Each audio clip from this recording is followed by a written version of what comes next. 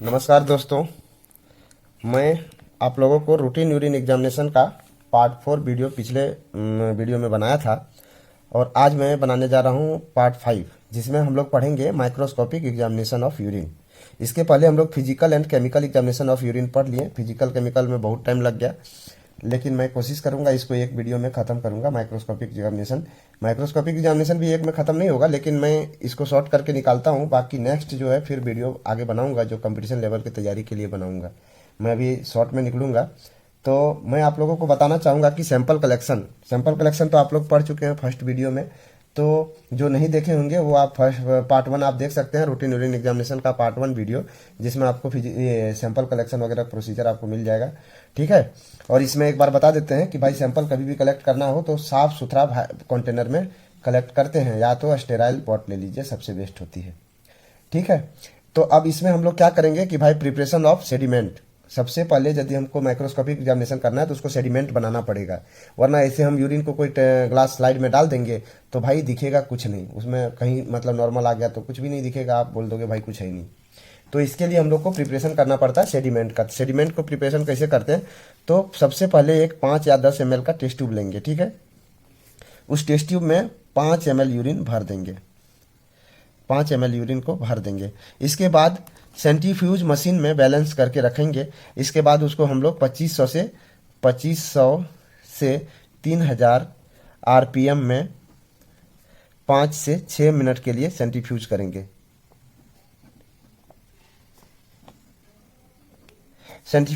ठीक है।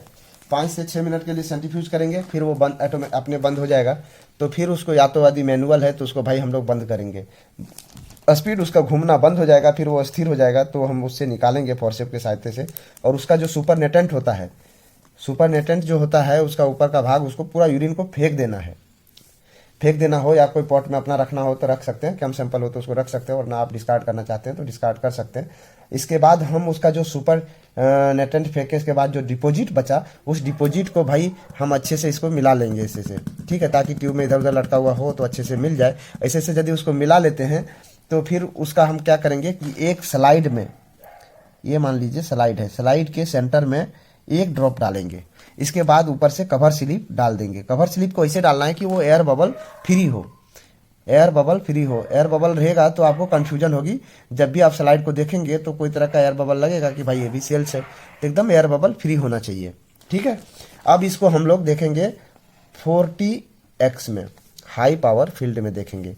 ठीक है। यदि आपको मिनिमाइज करके देखना हो तो उसको पहले आप देख सकते हैं 10x में, लेकिन 10x में रिपोर्ट नहीं कर सकते हैं, तो 40x में देखेंगे। हाई पावर फील्ड में हम लोग इसको देखते हैं। ठीक है। हाई पावर फील्ड में इसको देखेंगे तो हम लोगों को उसमें क्या क्या मिलेगा भाई। सबसे पहले सेल्स मिलेंगे। ठीक है। सेल्स में क्या क्या मिलेगा, आरबीसी, डब्ल्यूबीसी और इपिथेलियल सेल। सेल्स में क्या क्या मिलेगा, सेल्स में आ जाएगा आपको RBC, WBCS and epithelial cell.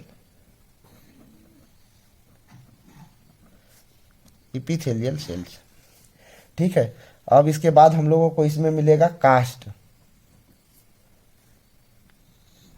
Crystals. इसके बाद हम लोगों को मिलेगा मिसलेनियस स्ट्रक्चर।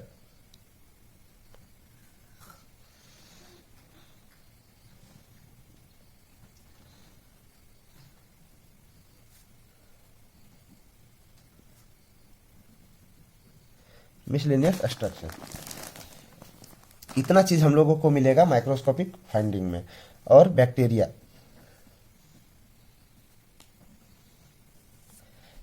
भी मिलता है। अब भाई हम लोग पढ़ेंगे आरबीसी के बारे में।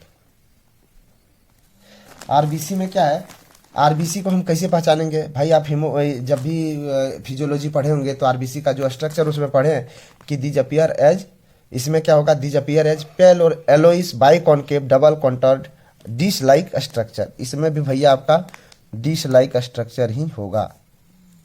ठीक है। ये हो गया। इसका आप सिग्निफिकेंस पढ़ते हैं। नॉर्मली यूरिन में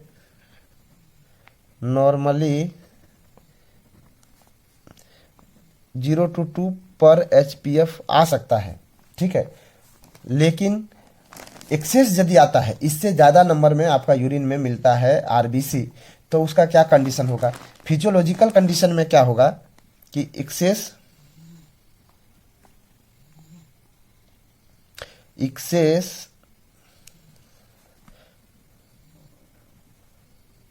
number of RBC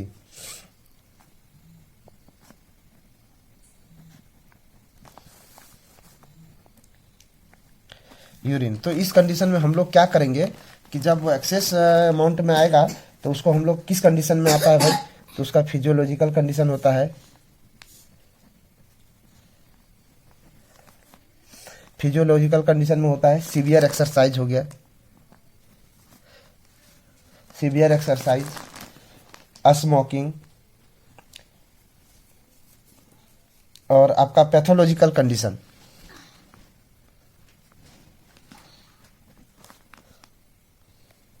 pathological condition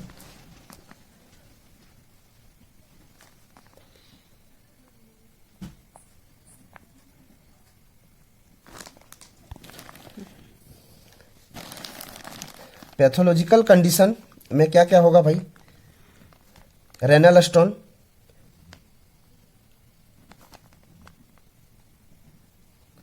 renal stone, tumorous, glomerulonephritis, glomerulonephritis, polycystic kidney, UTI, trauma. ठीक है। अब डब्ल्यूबीसी, अब डब्ल्यूबीसी के बारे में हम लोग पढ़ते हैं। WBC in urine, these appear are round granular 12 to 14 micrometre in diameter. इसका कैसा होगा कि भाई इतना ये बड़ा साइज का होगा, थोड़ा आरबीसी से डबल साइज होता है, 12 से 14 मतलब आरबीसी होता है 7 माइक्रोमीटर। ठीक है। तो आरबीसी से ये डबल हो जाता है या तो उससे थोड़ा सा बड़ा रहेगा। तो इसका डायमीटर होता है 12 से 14 माइक्रोमीटर, 12 टू 14 माइक्रोमीटर। तो इसको पहचानने का नियम ये। दूसरी बात है, इसमें क्या है कि न्यूक्लियस रहेगा, न्यूक्लियस रहेगा, वो क्लियर नहीं रहता है। ठीक है। इस टाइप से रहा, पूरा ग्रेनुल्स वगैरह भरा हुआ रहेगा, उसका पता नहीं चलता है, लेकिन उसको हम लोग आइडेंटिफाई कर लेते हैं, वो थोड़ा बहुत क्लियर दिख जाता है कि भाई ये डब्ल्यूबीसी है। ठीक है। अब यदि डब्ल्यूबीसी और आरबीसी में क्लियर नहीं हो पा रहा है तो उस कंडीशन में हम बेंजीडिन टेस्ट कर सकते हैं, या तो फिर उसके ऑप्शन में दूसरे कोई टेस्ट जैसे हेम टेस्ट आता है, केमिकल मतलब ये कॉमर्शियली अवेलेबल है मार्केट में, तो वो चीज़ हम लोग कर सकते हैं। ठीक है। अब दूसरी है कि इसका सिग्निफिकेंस क्या होती है? सिग्निफिकेंस इसका होता है कि नॉर्मली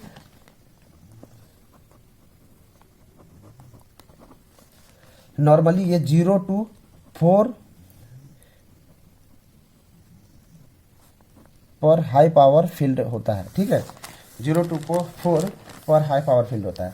अब ये एक्सेस मात्रा में यदि मिले तो उसका पैथोलॉजिकल कंडीशन क्या होगा? UTI.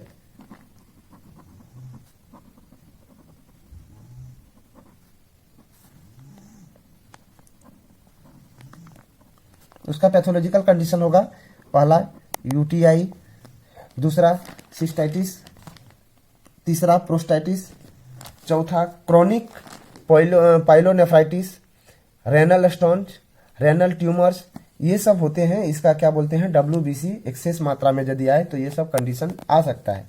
Epithelial cells, epithelial cell क्या है?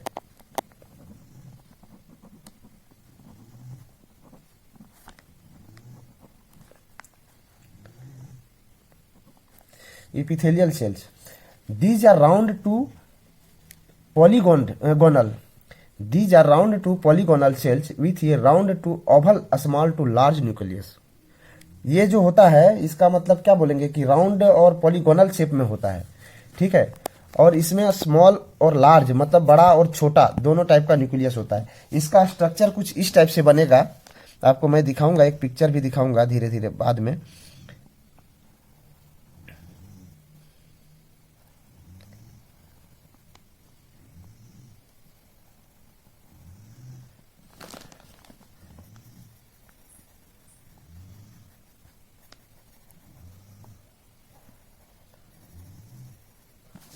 ये हो गया इसका न्यूक्लियस।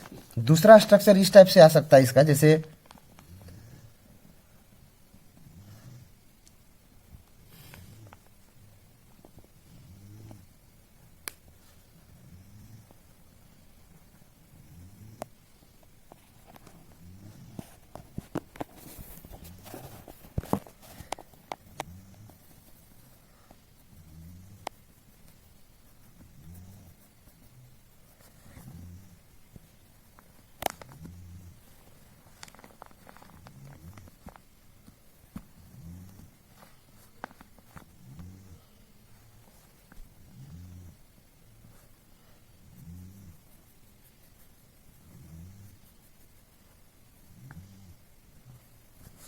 इस टाइप का स्ट्रक्चर आपको, इस टाइप का स्ट्रक्चर भी देखने को मिल सकता है।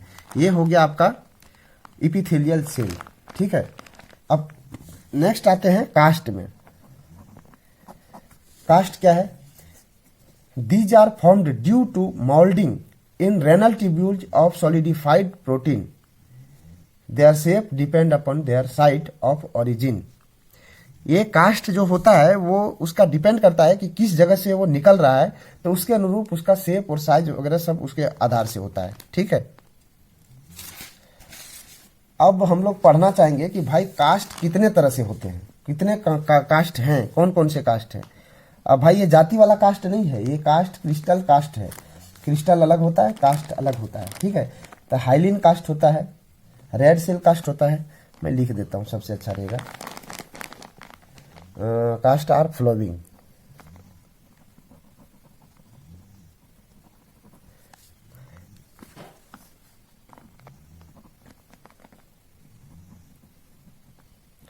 Hyaline cast, red cell cast,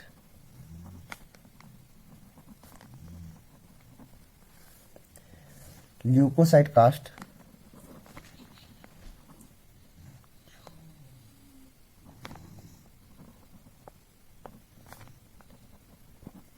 leucocyte cast, granular cast,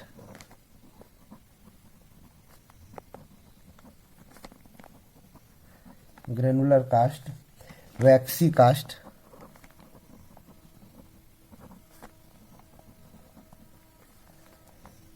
fatty cast,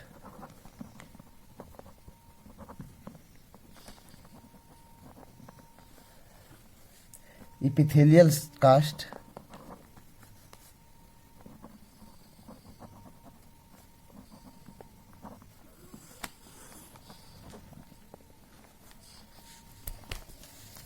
epithelial cast,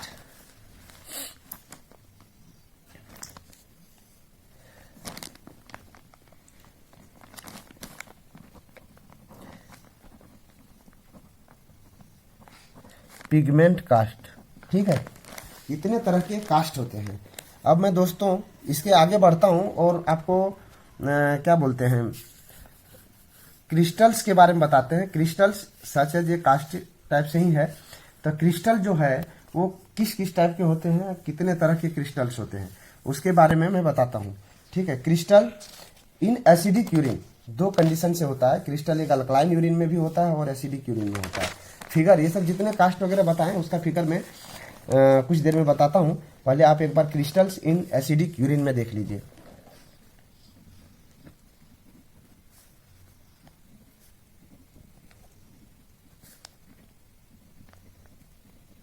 crystal in acidic urine, इसमें होगा calcium oxalate,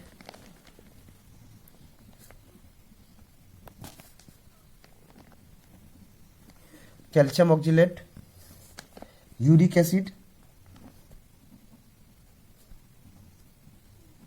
uric acid, amorphous urates,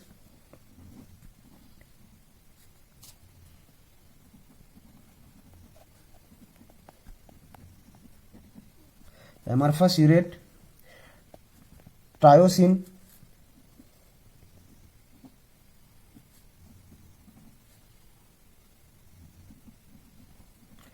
tyrosine, cysteine,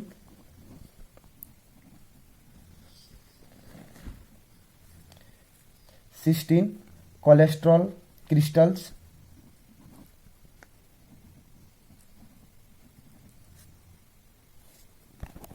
नहीं दिखा,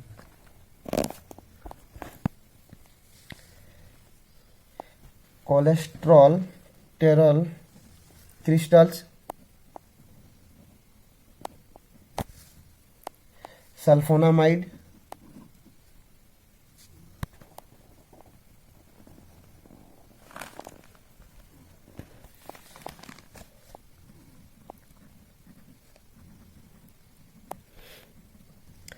सल्फोनामाइड, ये सारे यूरिक एसिड, ये क्या बोलते हैं, एसिडिक क्रिस्टल है। दोस्तों इस टाइप के क्वेश्चन कभी कभी कंपटीशन में भी पूछा जाता है और भाइबा में भी पूछा जाता है कि भी भाई यूरिन एसिडिक है तो इस कंडीशन में कौन कौन से क्रिस्टल्स पाए जाएंगे। तो इतने सारे क्रिस्टल्स जो भी हैं ये आपका एसिडिक क्रिस्टल्स है। ठीक है, अब हम पढ़ते हैं crystals in alkaline urine.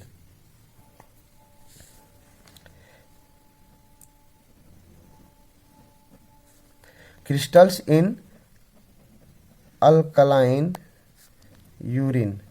Alkaline urine में क्या होगा, एमॉर्फस फॉस्फेट होता है,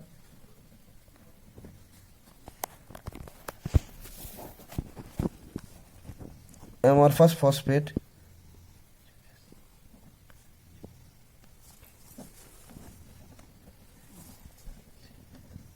amorphous phosphate, triple phosphate,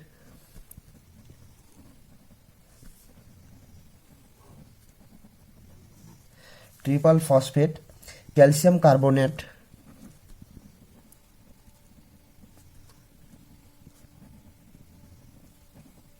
calcium carbonate, ammonium burette,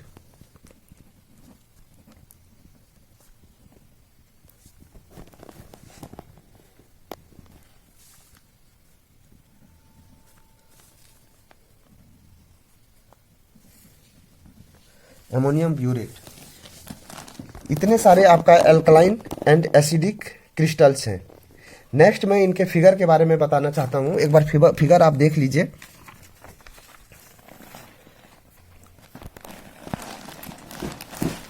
ये आपका आरबीसी हो गया, ठीक है। ये हो गई आपका WBC, epithelial cell, hyaline cast, hyaline cast, red cell cast, leucocyte cast, granular cast, calcium oxalate. Calcium oxalate एकदम इन्वेलप शेप में होता है, जैसे इन्वेलप आप देखते हैं एकदम चमकीला तारा की तरह दिखता है। कभी कभी स्टार जो दिखता है रात में ना, उस तरह से भी स्टार शेप में भी होता है, ऐसे भी। तो ये हो गया कैल्शियम ऑक्जिलेट। यूरिक एसिड, ठीक है, amorphous phosphate, amorphous phosphate, tyrosine, cystine, calcium oxalate dumbbell shape में भी होती है। और ये हो गया आपका एमॉर्फस ब्यूरेट, एमॉर्फस ब्यूरेट। ठीक है दोस्तों, ये और दूसरी मैं बताता हूं, cholesterol, sulphonamide, amorphous urates, triple phosphate. ठीक है,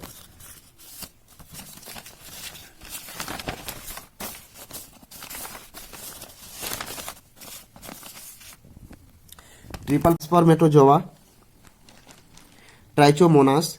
ट्राइचोमोनास एक तरह से वाइब्रेटरी कंडीशन में होता है, ये दौड़ते रहता है इधर उधर, इधर से उधर, इधर से उधर। आप चाहेंगे कि भाई मैं जिस फील्ड में हूँ उसी फील्ड में अस्थिर वो बैठा रहे, वो नहीं बैठा रहता है। तो वो हो गया आपका ट्राइचोमोनास। इसके बाद है कैंडिडा। ठीक है, आपका माइक्रोस्कोपिक एग्जामिनेशन कंप्लीट हो गया करीब करीब। अब रही बैक्टीरिया। बैक्टीरिया कैसा दिखेगा, कभी कॉमा शेप में भी दिख सकता है, कभी डॉट में दिख सकता है, कभी लंबा हल्का दिख सकता है। तो ये हो गया बैक्टीरिया, लेकिन जनरली बैक्टीरिया आपका डॉट डॉट में ही दिखेगा और ये भी तैरता हुआ रहेगा। यूरिन में जब भी आप देखेंगे तो ये तैरता है। ठीक है, ये हो गया आपका माइक्रोस्कोपिक एग्जामिनेशन ऑफ यूरिन। और आपको इसमें कोई तरह की कंफ्यूजन भी हो और डाउट वगैरह क्लियर करना हो तो आप कमेंट बॉक्स में बोल सकते हैं। यदि आप लोगों को ये वीडियो अच्छी लगी हो तो आप लोग इसको शेयर करेंगे। धन्यवाद।